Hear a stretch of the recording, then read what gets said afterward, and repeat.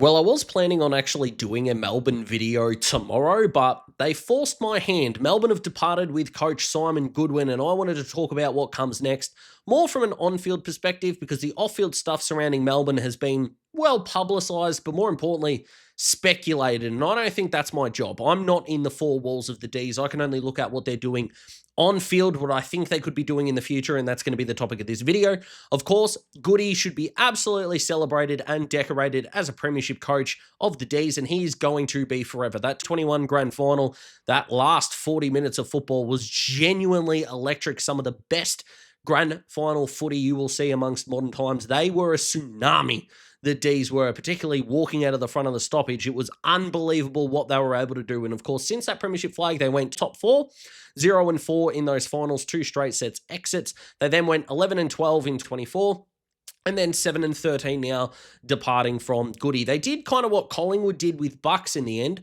The 4 years after Collingwood got into the 2018 grand final, I should say, but won the finals that they did in 2018. Collingwood was seemingly on the slide every year before finally, of course, getting rid of Bucks. That's kind of what this reminds me of, to be perfectly honest with you. And overall, from the on-field perspective, I think they've made the right choice here. Yes, post the grand final, Goody's still got like a 58% win rate. And yes, you could even argue that the 18-25 win-loss record since 23 is not the worst. I mean, it's not great, don't get me wrong, but it's not the worst. Clearly, the change needed to be made. Melbourne have made a good decision here for the footy club moving forward. Now, there's still some instability there with board level and all of those kinds of things. Again, that's not for me to speculate about. I think they've made a good choice here. I think they need something fresh. They need something new. And they have got quite an awkward off-season incoming. I'll talk more about that a little bit later on. The first thing that I want to bring to the fore, and this is not a shot at Port Adelaide, by the way, but considering how tumultuous the last sort of 18 months have been from Melbourne, their next senior coach, whoever it is, cannot be an assistant. Now, the two that make sense, even though their entire assistant coach panel, I suppose, are on the page there, but the two that stand out are going to be Nathan Bassett and are going to be Troy Chaplin, in terms of guys that have been spoken about at higher levels. Now, Chaplin more so than Bassett, although I do hear really good things about Bassett, in the circles I run with, if you want to go with that. But Chaplin's the one. Chaplin's the one that apparently a lot of people are talking about could be a senior coach one day. I just don't think he can be for the D's. I think they need an entire cultural reset. They're going to get a reset from the board level, all of those kinds of things. They need the on-field stability, the off-field stability. I think they're going to be able to get those from fresh voices, fresh faces.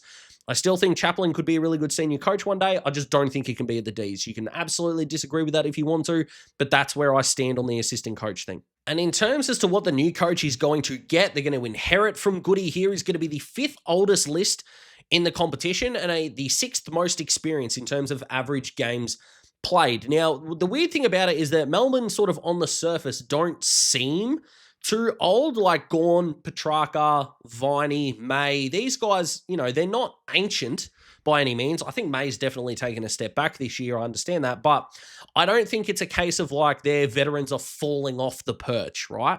Yes, there is going to be some big off-season decisions, but I don't think they're old in the sense of completely screwed.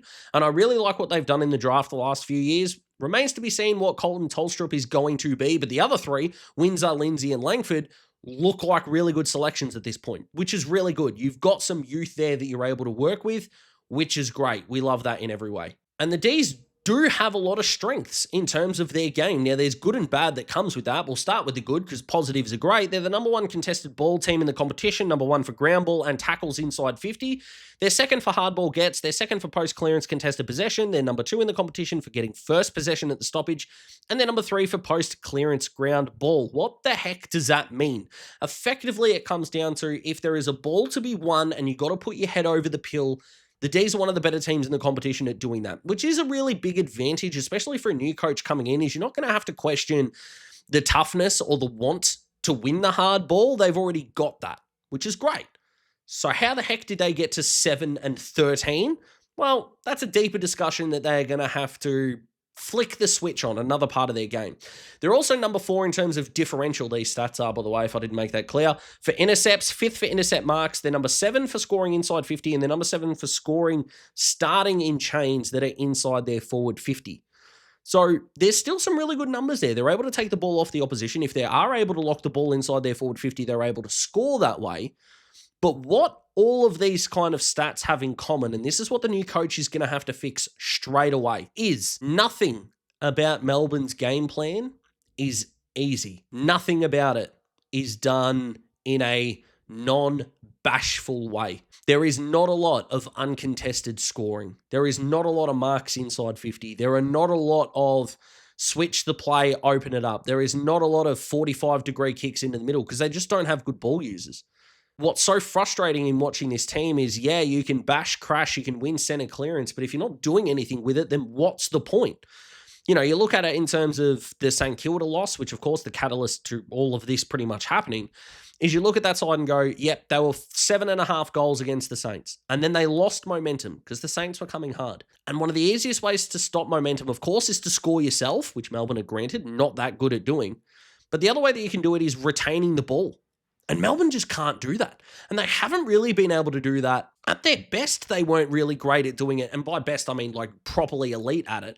But they could get you in other areas. That contested ball style just hasn't evolved. It hasn't changed. The bash and crash really worked for when they won the flag. And then they just kept going with it. Now, I don't blame the Dees for doing this, by the way. It won you a flag, keep going. And now the signs that it hasn't worked, they're looking to evolve. This is why I'm totally on board with the decision. But just sometimes you can hang on to the footy for a minute or two. Sometimes you can look for an uncontested mark. Sometimes you can do that. It just doesn't seem like they're doing that. They're 12th in the competition for uncontested possessions. They're number 13 at retaining the ball by foot. They're number 12, 13, and 14 in different scoring areas, one being stoppage, one being center clearance, and one being from their defensive half. They're just not able to move the ball with any kind of purpose or accuracy. If you're not retaining the ball when you kick it, but you're the number one center clearance differential team in the competition, which they are, you're going to get nowhere. And right now, they're nowhere. Speed on the ball is what's required. If you are going to have the Brisbane-esque midfield model, which is outside of human cloakage, but Lachie Neale, Josh Dunkley, and Will Ashcroft are not elite kicks of the footy. They're not. All of their elite ball users are on the outside. All of them. Zorko, Wilmot, these guys, Fletcher, on the outside are beautiful users. Melbourne don't have them. Now, Langford, I think, could become a beautiful user, but there are just times where it's not happening. Xavier Lindsay is not the greatest kick of the footy. Neither is Caleb Windsor. But they don't have these supreme guys. Like Christian Salem should be fitting the mould. But apparently clubs are looking at him too. Now, maybe part of getting the new coach in is you're going to be able to retain these guys, and we'll talk about the big two in terms of retention a little bit later on. But if everything is difficult and the game gets difficult, then sure, you might be able to get the win here or there. That bashful style beat Brisbane once, but you've won a third of your games. And that's the bit that's going to need to change. And you don't need to be an elite kicking team to do this, the 20 to 25 metre ball, contested marks, because you've got Gawn down the line. They can get the job done. You need another down the line target, by the way, but their tall forwards are just not great, which is another big problem because their smalls are pretty good. But right now, they just need guys that are comfortable holding on to the footy. And either the new coach has to come in and accelerate the ball movement or slow it down. But right now, it is stagnant. It's like sharks. As soon as you're stagnant, you drown. And Melbourne right now are drowning in a big way. The Dees also don't have their first round pick this year, which I actually don't think is as big of a deal compared to another couple of clubs that also don't have their first round pick. But 26, 25, I should say, 52 and 61. Look, they're not great picks. I don't even know if 61 is going to get used at this point because this draft is being seen as quite weak compared to some others. But look, maybe you could get something decent for the 25. You might be able to get a pick in this draft for a player or two if you're going to depart them. But effectively, you need to look at what the list is doing now. And what the list is doing now is it is showing you 14 players that have played over 100 games on your list, and there are 24 that have played under 50. So with a list that demographs that way, or has that kind of demographic, shows me that the guys that are under 50 games, if you are going to continually play them, and the numbers there are pretty encouraging, then you've got to accelerate the ball movement. Yep, you might get killed on turnover, but you've got the ability to have your defense there. Like you look at May, you look at Lever, Daniel Turner has turned himself into a really good key defender. He is the number 12 rated key defender in the competition. He's number 2 at Melbourne, and he's their number 3 rated defender, not just key defender overall. So you've got some depth there. They're going to help in terms of the getting scored on turnover. So in my mind, whoever the coach brings in, make it fast, quick, go. Create a highway and just run it down people's throats. If you want to look at it like an NBA term, is they need to drive to the basket. Like they just do. None of this contested mid-range jumpers. Melbourne right now are the AFL equivalent of DeMar DeRozan, right? Your mid-range, big contested mid-range, you might be really good at it. But guess what? If you move 4 feet away from the basket, you can score an extra point, right? Or you can drive to the basket, you get your free throws. The game can become easy, and Melbourne need the game to become easy. But DeMar DeRozan doesn't really work in the NBA as a full team structure. By himself, he can be all right. And that's what I mean, like their midfield. You can have one guy who's that contested bull beast player, Petrarca or Oliver or Viney, but you can't have a whole team, a whole midfield centered around that. You really can't. And that's what they're going with at the moment. And that's why they're going to need to look at guys to get rid of. What can they cash in order to separate themselves from what they are already? Can they get any kind of identity change outside of the coach's box? Well, there are 2 players that stand out for this. And those players are, of course, Christian Petrarca and Jake Lever. Now, when it comes to Petrarca, I think there are only 4 possible clubs that he could end up at. Bulldogs, the Cats, the Pies, and the Hawks. I know Jay Clark wrote about the Hawks, which, I've got my thoughts on that as a Hawthorn fan. The big problem with Track in terms of what he's going to add to your midfield, because the good is good, the great is great, we know all that, but the lack of ball use means that he is going to need better ball users in the middle. Now, when you've got Nick and Josh Dacos in the Collingwood's midfield, that gets solved beautifully, and Crisp on the outside. Geelong, Holmes, Bailey Smith, they're not the best kicks in the world, so could Petrarca work there? Look, Geelong would probably make it work. The Hawks one does worry me a little bit because you're going to get rid of Warple, who's not a great ball user, and then insert Petrarca in there. Now, he's a way better version of Jimmy Warple, of course. And, of course, they would sweat on the health of Will Day. The Bulldogs one works beautifully because you've got the silk of Bontempelli, you've got the in and underness, if you will, of Libba, and you've got Petrarca there as he would walk in, and, of course, you've got the outside of Ed Richards as well, so he doesn't necessarily need to play 100% midfield time at the Dogs. I think that would actually work brilliantly out of those 4 clubs, but they're the ones that could go there. Now, of those 4 clubs, Collingwood don't have a first-round pick. Hawthorn have got the best pick out of them, and the Dogs and the Cats have got teens picks as it stands right now. Would only that get it done for Track? Well, you'd argue that if the Hawks gave up a top 10 pick for Petrarca, that would be enough. Would I do that? But the Dogs at this point in time, I think after the academy bids and all those kind of things, are probably looking at pick 14 in the draft, or that's what it was for my latest mock draft. That's an interesting discussion, but we're going to get bogged down here. The other one that we want to look at is Jake Lever, who I think's got 6 really good suitors out there, that being the Bulldogs again, Collingwood again, Carlton, North, St Kilda, and Sydney, that could all use either a second or a third defender. Now, out of all those clubs in terms of your contenders that works, now the Collingwood one works if they don't get Jack Silvani. He would be a pretty good consolation piece. He'd be perfect at the Bulldogs. He'd be perfect at North. Those are the 2 that stand out the most. I do really like the other fits as well, I'm not going to lie to you. And with Carlton losing Harry O'Farrell to the ACL, that also helps as well, but I don't think Carlton are really in that mindset. I think they're more getting guys out than they are bringing guys in. But I digress. Those 2, if you were to get rid of both of them, are going to open up some draft capital. Now, again, is this the draft in order to do that? Maybe not. Is it going to be worth getting rid of these guys for a year free? So effectively, if you get Petrarca, just for example, for a 26 first-round pick, even though it's a stronger draft, you're not going to reap the rewards of that this offseason. So effectively, everything he does for his new club, and you're going to make that club better, is going to affect what your 26 draft pick looks like. So, for example, let's say he went to the Dogs and they got pick 10 from the Dogs. Are the Dogs going to get better or worse with Petrarca? They're going to get better. So that 26 first-round pick could then become pick 14, 15, 16.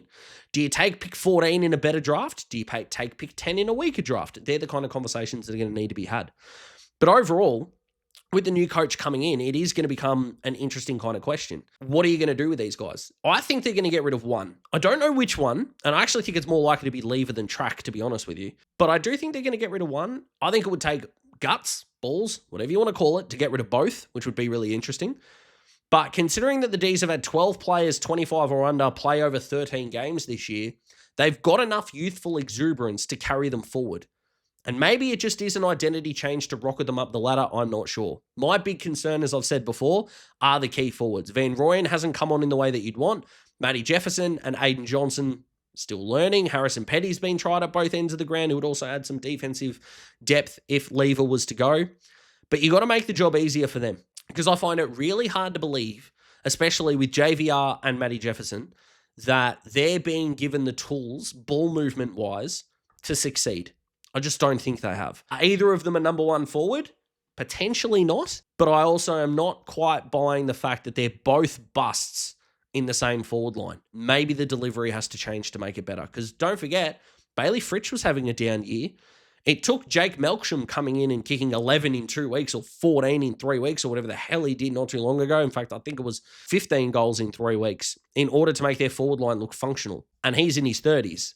So I'm not sure if I'm buying the key forwards a crap argument just yet. But overall, to answer the question that's in the thumbnail, what do Melbourne do next? In my mind, I would, in all honesty, I would go get either John Longmire or who's the other one? Adam Simpson. They are going to be the two former coaches that you could go in and get it done, or go get an inexperienced guy and load up with assistant coach talent that has experience elsewhere. So is that going to be a Daniel G in Syracusa, a Jamie Graham? I'm not 100% sure. If there was a guy who hasn't coached at AFL level before that I think would be first in line for the job, it would be Hayden Skipworth. I really like the way that he goes about it. But overall, don't hire from within. Load up, hopefully, on some assistant coach experience. Get speedy ball movement into this group. If either Petrarca, Lever, or both want to go, let them. Don't hold them. See you later if you want to go. And get the youth, the young players, playing with some freedom and playing with some fun. That's aim one. And then aim two, get into it. Look at what Uze did. Richmond cleared out, and they look like they're having fun. They're not good, Richmond. They're not good. But you can see how they're going to be good. And right now, and this is why Melbourne got rid of Goody, there's no way forward for them in ways that they are going to get better. I think they can. I like them a little bit, to be honest. And there are still going to be some pain to come. But if you can bring energy and excitement as quickly as possible, this club can rebound. I'm pretty confident of that. So what do you guys think? Like the video if you like the video. Subscribe, join the Daz Talks Footy family. I hope you have enjoyed the video. Tried to get it out as soon as I heard the news. Takes a while. Life, work, kids, all of that gets in the way. But I hope you're having a fantastic day. Thank you so much for watching. I'll see you in the next video. Goodbye.